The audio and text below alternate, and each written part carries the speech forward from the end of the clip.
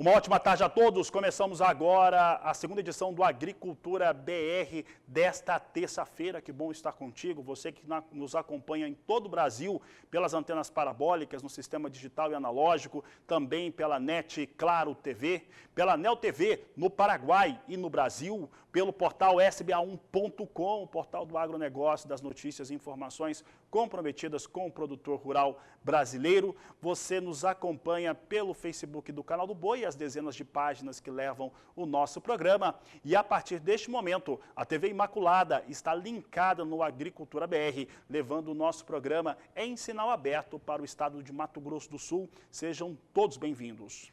Começa o programa de hoje falando a respeito desta questão que será avaliada no Supremo Tribunal Federal. E olha, começa amanhã.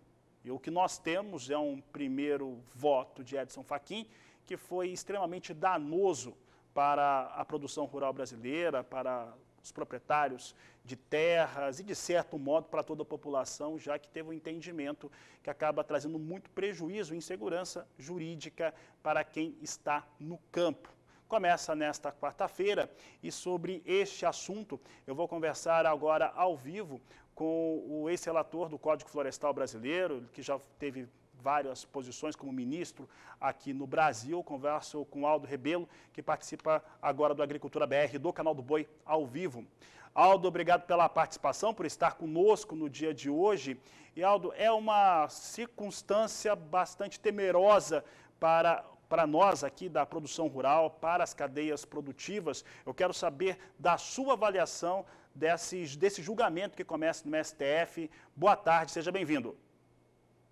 Boa tarde, Fabiano. Boa tarde aos nossos telespectadores e internautas. A preocupação deriva exatamente da insegurança jurídica como consequência de uma possível revogação desse instituto, que já está na Constituição, no artigo 231, que é o marco temporal e que foi reafirmado, acho que em 2009, num parecer do falecido ministro Carlos Alberto Direito, quando da discussão dos recursos relativos à demarcação das terras indígenas lá de Roraima, da Raposa Serra do Sol. E o voto do ministro Carlos Alberto era no sentido de se estabelecer um marco temporal como limite para garantir a segurança jurídica dos índios e dos não índios, porque é uma ilusão imaginar que esse marco temporal diz respeito apenas à proteção de proprietários não índios. Eu conheço casos no Maranhão de litígio entre índios. Por quê? Porque eles tinham passado de uma situação anterior para proprietários agrícolas, são índios, caboclos, mestiços e descendentes de índios que eram proprietários, viviam ali, as famílias como proprietárias de pequenos lotes, de pequenas glebas, e uma parte da família, uma parte dos índios, pediu a demarcação de qual terra? Da terra dos outros índios, que já eram pequenos proprietários. Isso gerou uma situação muito difícil, até de violência, no Maranhão. Esse é um caso que gera conflito entre as próprias comunidades indígenas, que se tornaram proprietárias de suas pequenas fazendas. Os outros casos, no Brasil inteiro e no Mato Grosso, diz respeito a proprietários que já estão na área, muitos deles com suas famílias e seus antepassados há mais de um século e que hoje não tem mais a segurança de que são proprietários dessas áreas. Então, a situação muito difícil, socialmente muito difícil, juridicamente muito difícil, e espero que o Supremo haja com equilíbrio, haja no sentido de proteger todos os interesses legítimos envolvidos nessas questões, inclusive o dos índios, que é a parte da nossa população mais sofrida, mais marginalizada e mais esquecida pela sociedade e pelo Estado. Mas, em nome dessa proteção, não se pode cometer injustiça. A busca de justiça é legítima. A geração de injustiça nessa busca é que não deve acontecer. Aldo, você falou a respeito desses brasileiros que ocupam terras, têm títulos, e aqui no Mato Grosso do Sul, onde está uma das sedes do Canal do Boi, nós temos casos como esse, 100 anos de ocupação, propriedades documentadas e passando por esse tipo de cenário, por esse tipo de insegurança, inclusive diversos produtores rurais que já foram, inclusive, tiveram que deixar as suas terras, tiveram aqueles processos para reintegração considerados pelo STF, mas nunca acontece essa reintegração de posse. No seu entendimento, Aldo, qual seria a postura do STF equilibrada para respeitar o direito de todos os brasileiros que estão no campo? Primeiro, aceitar o marco temporal como uma referência jurídica incontornável, porque sem o marco temporal tudo se torna possível. Eu estou aqui na cidade de São Paulo. É claro que a origem dessa cidade é de aldeamentos indígenas. Não tem nem como omitir, como esconder. Se você olhar os bairros de São Paulo, tanto os ricos quanto os mais pobres, o Morumbi, Itaquera, Guaianazes, Moca, Mandaqui, Ibirapuera, o nome dos rios, Tietê, Tamanduateí, Piqueri, tudo isso, Aricanduva, Ayangabaú, tudo isso tem origem indígena. E os antepassados de muitos desses paulistas, que são descendentes do cacique Tibiriçá, da Índia Bartira, eles estão por aqui, tá certo? Então, do ponto de vista geral, eles podem reivindicar sob qualquer pretexto de que os espíritos dos seus antepassados devem andar aí por essas áreas, aí pelo Morumbi, pelo Pacaembu, por essas áreas que eram todas indígenas. Dizem aqui que São Paulo é uma cidade italiana. Não, São Paulo é uma cidade indígena. Isso aqui foi criação dos índios com os portugueses, lá pelos 1500, 1600. Então, ou você oferece segurança jurídica para todos, ou não há segurança jurídica para ninguém, nem para as próprias populações indígenas, que hoje reivindicam muito mais interesses de assistência social, de escola, de saúde, de extensão rural. Eles têm terras, muitas vezes, que não são usadas porque não têm os meios, não tem infraestrutura, não tem estrada, não tem equipamentos agrícolas. Eu ouço muito mais essas reivindicações do que propriamente essa questão da demarcação de novas áreas. E a outra coisa, tá certo, é as áreas já desapropriadas que precisam ser indenizadas, em que infelizmente não acontece. É uma situação de muita violência, porque não é um problema só de indenização e de recurso, é você arrancar as pessoas da sua memória, da sua história. Eu vi em casos lá no Mato Grosso, numa área que foi desapropriada, que as pessoas foram arrancadas dos hospitais, das escolas onde as crianças estavam estudando, das suas casas. Ali estavam os seus antepassados enterrados. Como é que você vai destruir essa memória, esse laço afetivo da pessoa? Vi em Rondônia, em Roraima, uma prefeita, até do PT, dizendo ao presidente Lula na época: o meu avô chegou ali em 1908, lá numa cidadezinha de Uiramutã, em Roraima. Ela diz: como é que nós vamos ser considerados invasores? Com que argumento vai se considerar uma pessoa que está há mais de 100 anos numa área de invasor? Essa é uma situação muito difícil. E eu acho que a situação do país, de confronto, de conflito, de radicalização, sinceramente, eu temo por uma decisão do Supremo, porque eu vi uma ação direta de inconstitucionalidade do Código Florestal, que é uma unanimidade no mundo e no Brasil. Todo mundo defende esse código hoje em dia. Até os que sofrem com ele o rigor exagerado da lei, que são os agricultores. Agora, o Supremo teve que julgar e o resultado foram 6 votos contra 5.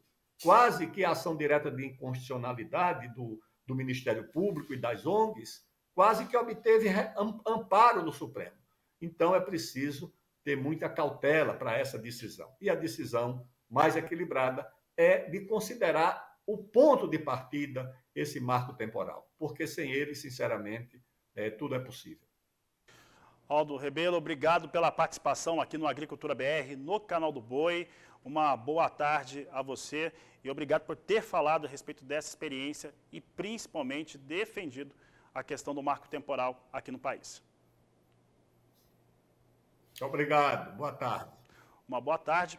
Conversamos com o Aldo Rebelo, ele que teve vários cargos como ministro em governos anteriores e principalmente foi relator do Código Florestal Brasileiro, falando sobre esse ponto do marco temporal. Fala agora a respeito do mercado da soja e principalmente a respeito da demanda sobre a oleaginosa norte-americana. Nesta terça-feira, exportadores privados dos Estados Unidos confirmaram vendas de 132 mil toneladas para a China. Mais uma vez, nós estamos tendo esse tipo de declaração diariamente, mostrando realmente que o momento é de demanda sobre soja norte-americana. Ainda falando sobre Estados Unidos, e aí a informação que mais tem impacto sobre o mercado é em torno do que ocorre em relação à qualidade das lavouras. Isso porque o Departamento de Agricultura norte-americano, ao divulgar o seu relatório semanal de acompanhamento de lavouras nesta última segunda-feira, ao final do dia, portanto, depois do mercado já fechado, trouxe uma piora para as lavouras norte-americanas de soja e de milho.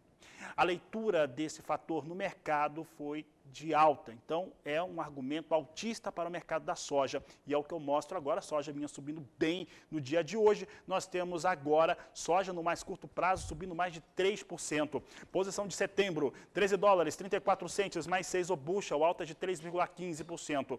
Novembro, 13 dólares, 29 centes o bushel, uma alta de 2,80%. Já a posição de janeiro, 13 dólares, 34 centes mais 13 dólares e 34 centes o bushel, com alta de 2,75%, está cravado ali em 13,34. Março, 13 dólares, 33 centes mais 6 o bushel, com alta de 2,5%, 2,5% de alta aqui na posição de março. São os negócios que eu destaco agora com soja na Bolsa de Chicago.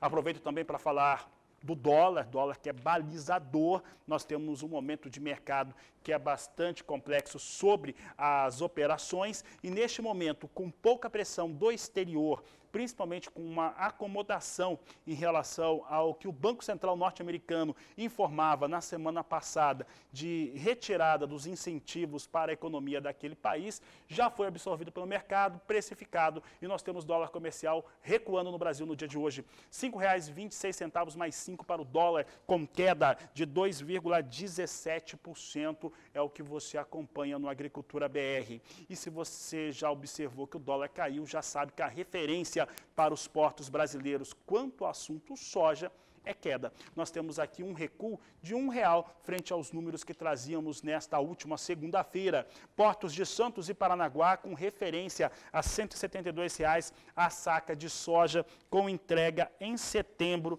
de acordo com a Grãos Corretora, que nos traz as informações e as cotações diárias aqui no Agricultura BR. Agricultura BR que vai para o intervalo comercial e volta em instantes e nós vamos falar sobre o marco temporal e sobre essa decisão importante que está lá na mão do STF, do Supremo Tribunal Federal. Para falar a respeito deste assunto, nós vamos receber aqui em nossos estúdios a advogada Luana Ruiz, que já está conosco e vai falar sobre o tema. Aproveite para entrar em contato conosco, você tem contato através do nosso WhatsApp no 67991733737. Eu vou para o intervalo e volto já.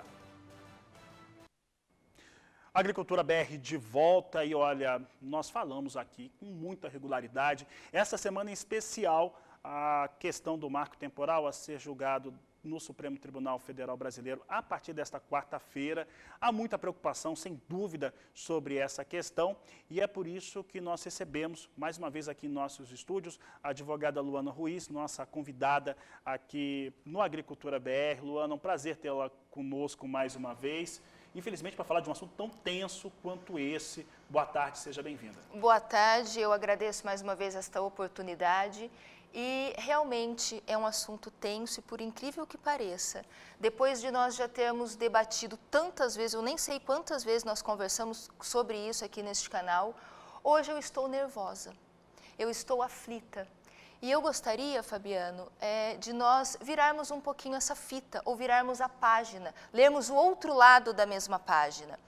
Não vamos mais falar de direito, Ouviu agora, acabou de falar, o Aldo Rebelo, foi relator do Código Florestal, tem uma sensibilidade com a questão do marco temporal, defende de forma muito racional essa questão, mas eu acho que nós precisamos entender um pouco os bastidores, porque se nós pararmos para pensar, o que está na pauta amanhã do STF não é o direito, é a política. Porque na questão do direito, na questão do ordenamento jurídico pátrio, nós temos uma Constituição que defende o direito de propriedade. Nós temos um ordenamento jurídico que prima pela segurança jurídica. E nós temos o artigo 231 que garante o direito territorial indígena.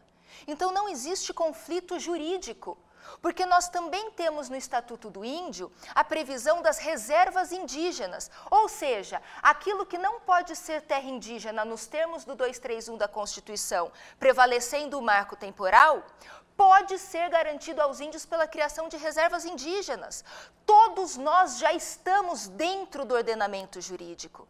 Dentro do direito existe harmonia, porque o direito, pelo marco temporal, pelo artigo 231 da Constituição, com base no marco temporal, pelo artigo 5º da Constituição, que garante o direito da propriedade privada, e pelo Estatuto do Índio, que prevê a possibilidade de reservas indígenas, o ordenamento jurídico nos abraça, a todos nós. O marco temporal recepciona, sim, tanto os indígenas quanto os produtores rurais. É uma questão que já é organizada, Luana. Totalmente organizada, por isso que eu te digo, vamos ler o outro lado desta página agora. Não é direito, não é questão legal nem normativa, é política.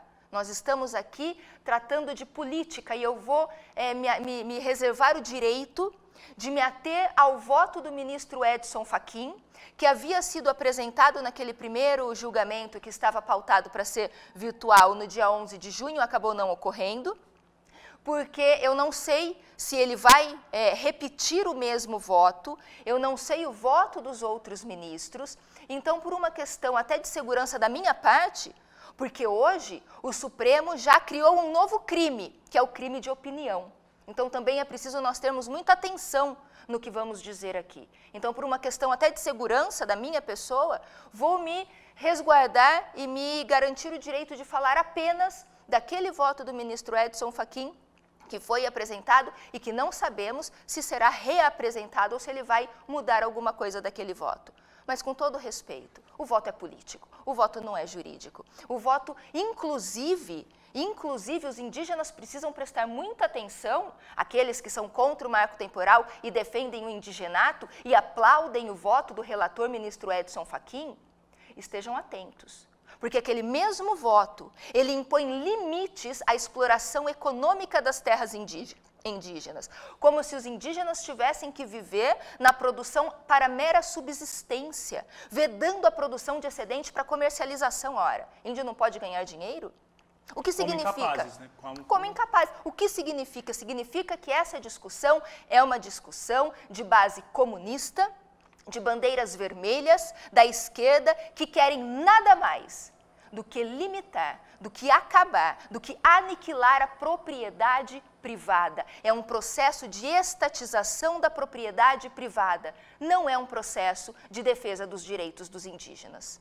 Luana, eu lembro parcialmente do voto do ministro Edson Fachin, e aquele voto, quando eu li pela primeira vez, a impressão que eu tive é que ele era extremamente ideológico, dentro daquela linha que o Fachin segue, estava coerente com aquilo que ele já tinha em outras oportunidades também decidido, mas muito dentro dessa política indigenista que muita gente no Brasil, uma parcela pequena, mas um grupo muito coeso, tanto que conseguiram, através de várias circunstâncias, encher Brasília. Brasília tem grupos de indígenas em toda a cidade, esparramadas, mas que algumas pessoas acreditam mesmo, e que está muito ligado àquilo. Parece uma interpretação pura, sem considerar as outras vozes da própria sociedade. O que a política indigenista precisa é uma libertação. Libertação das amarras dessa ideologia socialista e comunista. Nós precisamos de uma política indigenista genuína, que garante aos índios uma autossubsistência, independência do poder público, independência das cestas básicas, os indígenas e aqueles que vivem próximos às aldeias sabem como funciona. Não precisamos ir longe. Raposa Serra do Sol, um dos casos mais emblemáticos no Brasil, eu pergunto, como estão os índios na Raposa Serra do Sol? Como estão os indígenas de Roraima? Tem dignidade? Tem independência? Tem autossubsistência? Ou estão lá à míngua, necessitando, dependentes do governo? Até quando? Então, nós precisamos de políticas públicas indigenistas? Sim, mas ao arrepio dessas correntes, dessas políticas de esquerda que buscam eternamente escravizar e condicionar as pessoas a serem dependentes do governo. Quanto maior o governo, menor as liberdades. E nós precisamos primar pelas liberdades, inclusive dos indígenas. Por isso a necessidade de uma transformação dessas políticas indigenistas, porque são políticas de aprisionamento. Luana, ao que parece, muitos defensores dessas políticas indígenas e que estão à frente de instituições, de associações, de representações, que inclusive atuam com recursos financeiros que já foram do governo brasileiro, mas que vêm de diversas nações diferentes, eles acreditam, né, por algum motivo ou outro, mas que o índio tem que ficar tutelado, eternamente tutelado pelo governo e principalmente passando pela gestão deles. E isso só trouxe pobreza. Nós vemos pobreza nas aldeias, nos grupos indígenas, principalmente aqueles que estão mais próximos às cidades, porque o sonho dos indígenas também é participar dessa sociedade como um todo, aparentemente. Fabiano, ontem eu estava conversando com um colega advogado, o Dr. Flávio, do estado da Bahia, e estava olhando, dando uma olhada justamente nos autos desse recurso extraordinário que está na pauta do Supremo amanhã, que vai rediscutir o caso Raposa Serra do Sol, mas na verdade o que estará sendo rediscutido ou discutido ali é a estabilidade ou instabilidade da propriedade privada, porque como eu disse e demonstro tecnicamente, o marco temporal garante sim a preservação dos direitos territoriais indígenas. E estávamos conversando, eu olhando o processo e me deparei com uma petição. E essa petição, ela era uma petição conjunta dos órgãos, das entidades que representam o indigenato. Porque todos sabem, a dicotomia ali é, de um lado, indigenato, tudo pode ser terra indígena e acaba com o direito de propriedade, e de outro lado o marco temporal, que abraça sim e acolhe o direito territorial indígena ao lado da possibilidade de criação de reservas e ao mesmo tempo acolhe e garante a segurança jurídica e a estabilidade do direito de propriedade. Então esses são os dois pontos. E me deparei então com esta petição, com várias entidades, com todas as entidades que defendem o indigenato. E quais são essas entidades? Conselho Federal da Ordem dos Advogados do Brasil, OAB, Instituto Socioambiental, ISA, Associação dos Povos Indígenas do Brasil, APIB, Coordenação das Associações Indígenas da Amazônia Brasileira, COIAB, Associação dos Juízes pela Democracia, AJD, Greenpeace, CTI, Centro de Trabalho Indígena, Atiguaçu, Guarani Kaiowá, que é dos indígenas aqui do Mato Grosso do Sul, Guarani, Conselho Terena, que são dos Terenas, ABA, Associação Brasileira de Antropologia, olha isso, todos na mesma petição, todos assinando uma única peça. O pedido era muito simples, eles estavam fazendo um pedido para tentar organizar a questão das sustentações orais, porque somos muitos amicus curiae naquele processo, justo.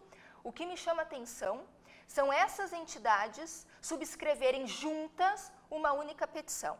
E eu lhes convido, assistam o documentário Cortina de Fumaça da Brasil Paralelo, para vocês verem quem é a Greenpeace.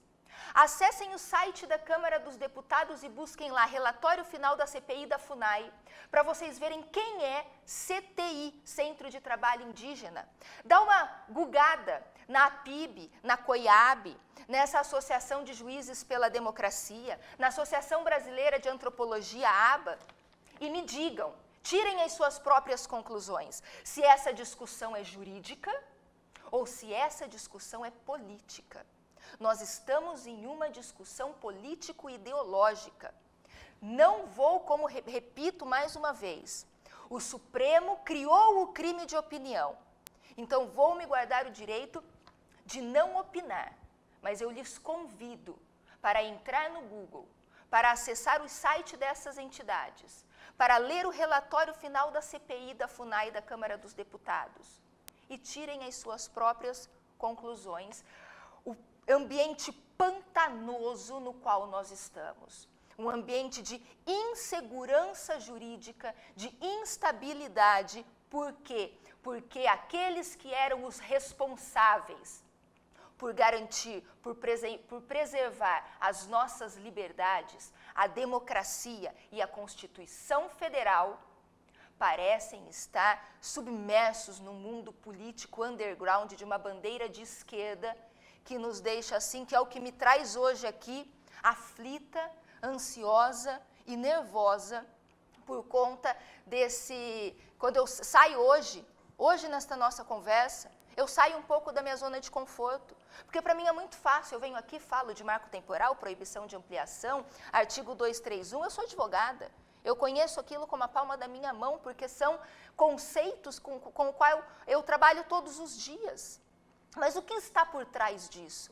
O que está no pano de fundo da realidade, da base das discussões?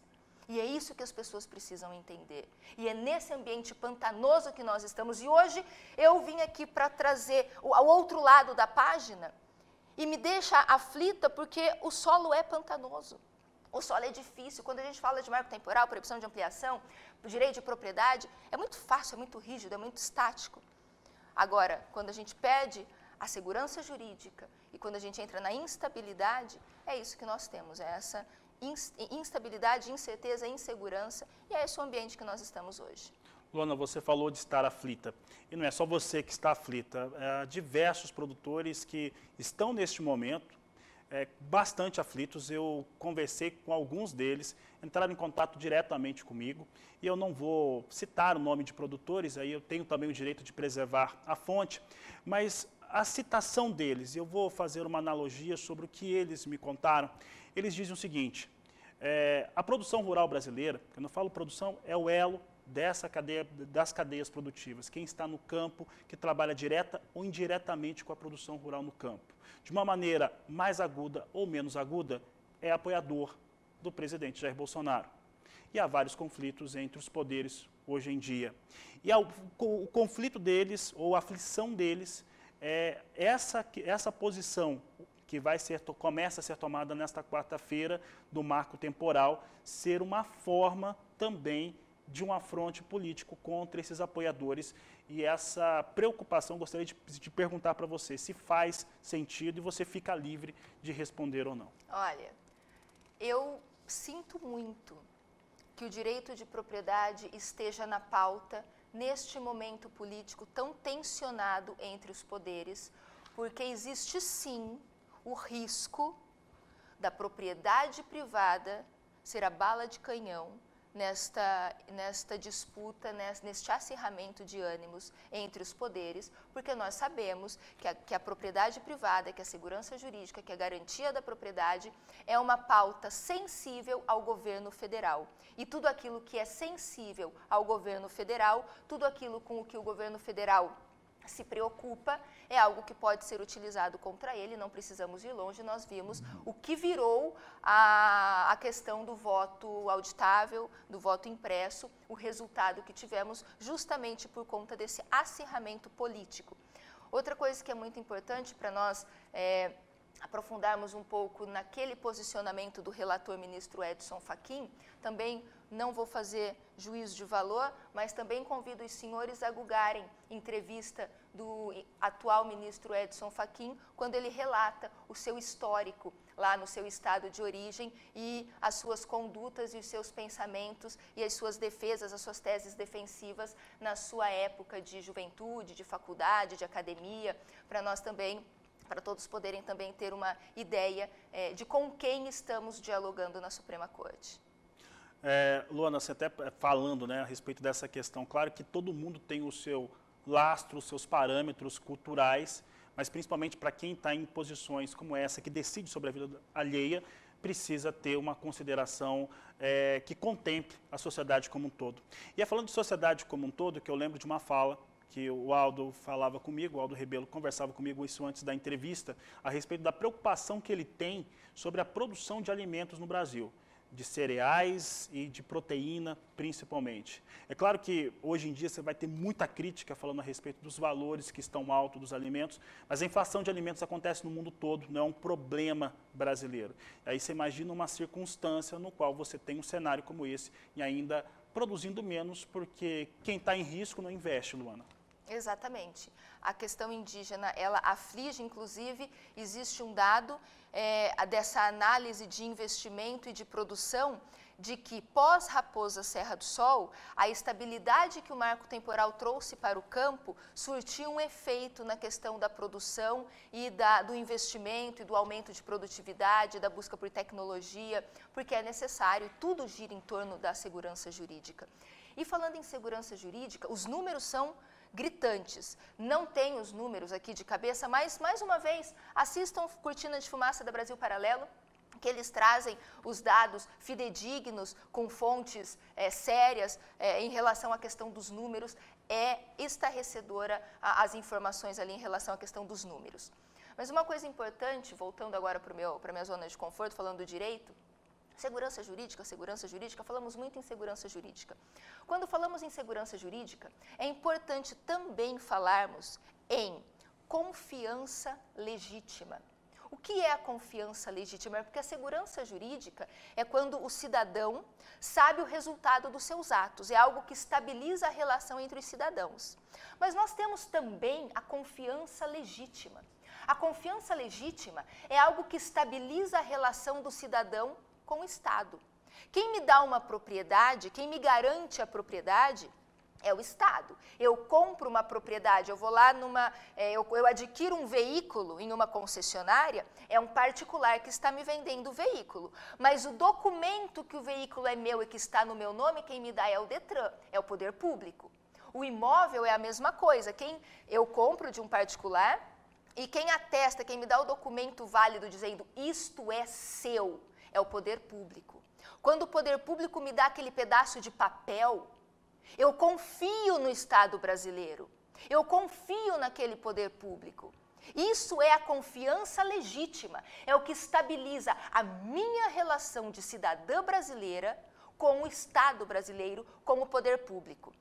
E a confiança legítima impõe que o poder público não pode, do dia para a noite, criar ele próprio uma ruptura e acabar com aquilo que ele mesmo fez e no qual eu acreditava, que é a questão da propriedade privada. Não pode o poder público, e aí eu incluo o poder judiciário, que não é um poder eleito, mas é um dos poderes da nação, eu incluo o poder judiciário que não pode simplesmente amanhã decidir pelo indigenato e eu acordo no dia seguinte, no dia 26 de agosto de 2021, com aquele documento que eu confiei no Estado, rasgado e jogado no lixo. Isso é uma ruptura abrupta que fere a confiança do cidadão no poder público no Estado brasileiro. Isso não pode acontecer. E repito, se nós defendermos o marco temporal, nós temos estabilidade, nós temos harmonia e nós temos, sim, a possibilidade de atender os indígenas, como disse.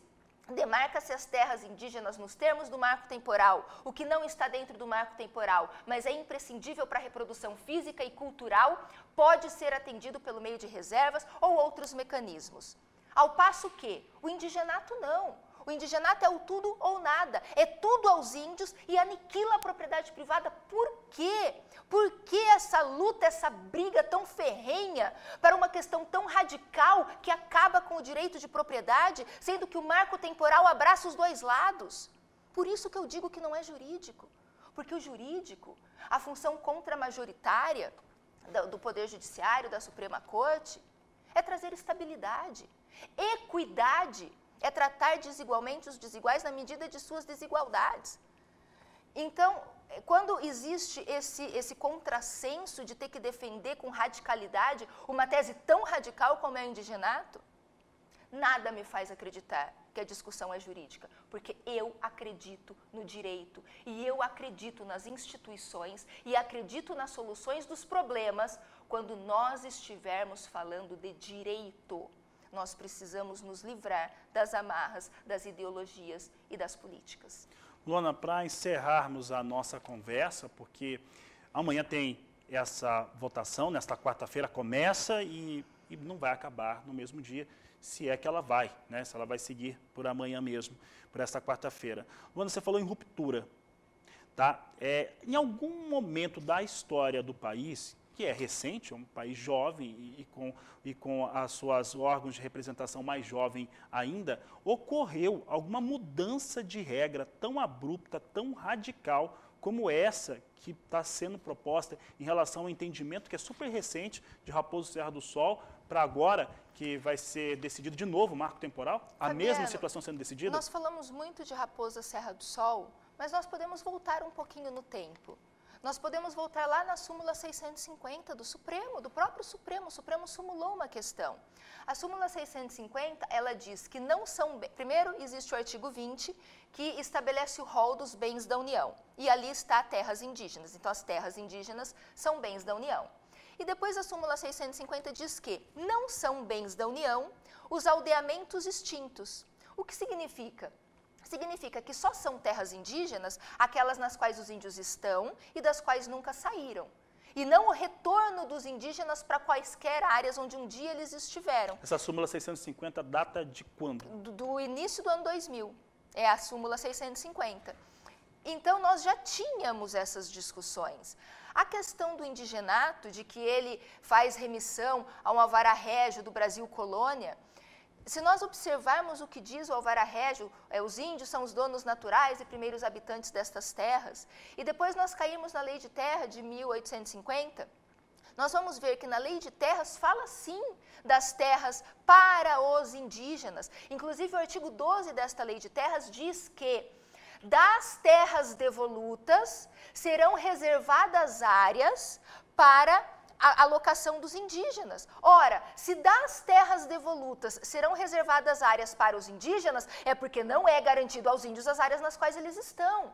Então é preciso fazer uma leitura legal, histórica do nosso ordenamento jurídico com seriedade, com transparência, buscando abraçar os dois lados e não buscando necessariamente excluir um dos polos. Por isso que eu digo que é uma linha que tem essa corrente político-ideológica de acabar com o direito de propriedade, porque nós temos possibilidade de abraçar os dois, mas existe uma insistência quase que irritante, uma desonestidade intelectual tamanha para acabar com o direito de propriedade.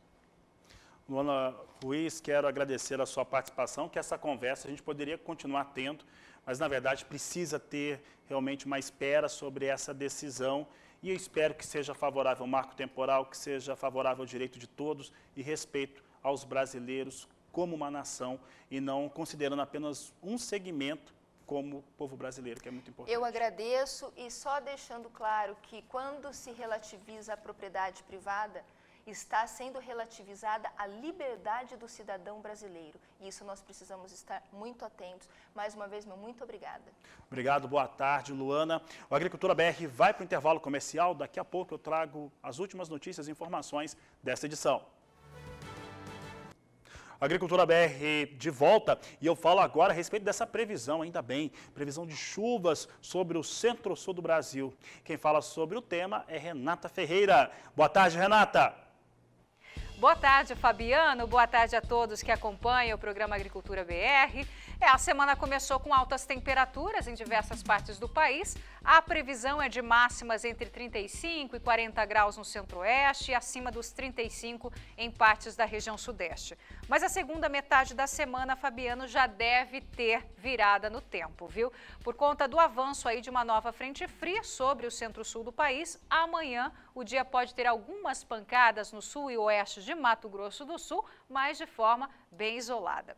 Já na quinta, a chuva se espalha pelo estado sul-mato-grossense, além das áreas mais ao centro, sul, leste e oeste aí paulista. Na sexta-feira, a temperatura cai um pouco nessas áreas e tem chuva prevista para Mato Grosso do Sul, São Paulo, algumas partes aí do Rio de Janeiro e também Mato Grosso. No sul do país, a chuva aumenta entre hoje e amanhã no estado gaúcho, onde há previsão de fortes temporais. A partir de quinta-feira, a chuva forte também avança aos estados aí de Santa Catarina, Paraná, e os maiores acumulados do período estão previstos entre o litoral, campanha e sul do estado gaúcho, além da região de Pelotas, onde são esperados mais de 100 milímetros de chuva. Por aqui, Fabiano, seguimos acompanhando as atualizações sobre esse avanço dessa frente fria para manter os produtores, é claro, sempre bem informados. É com você. Obrigado, Renata. Uma boa tarde a você. Renata volta durante toda a nossa programação, mas principalmente no agroclima na tarde de hoje. Por aqui eu trago os destaques finais dessa edição. Você acompanha comigo como é que vem os negócios com soja. Soja segue subindo, agora sobe um pouquinho mais do que na abertura do programa. Posição de setembro vindo a 13 dólares, 35 centes mais 4 bushel, alta de 3,21%. Novembro, 13 dólares, 29 centes mais 6 o bushel, com alta de 2,86%. Janeiro, 13 dólares, 34 centes mais 6, alta de 2,81%. E março, com 13 dólares, 35 centes o bushel, alta de 2,59%. Aproveito também para falar de dólar. Você acompanha a moeda norte-americana agora no Agricultura BR, agora com queda de 2%, vindo para R$ 5,27 mais 5. É o dólar caindo e caindo bem no dia de hoje, nesta terça-feira. Com essas informações, essa edição do Agricultura BR fica por aqui. Eu volto logo mais na terceira edição, às 16 horas, nesta semana, lá no Agro Canal. Desejo a todos uma excelente tarde, um grande abraço e até mais!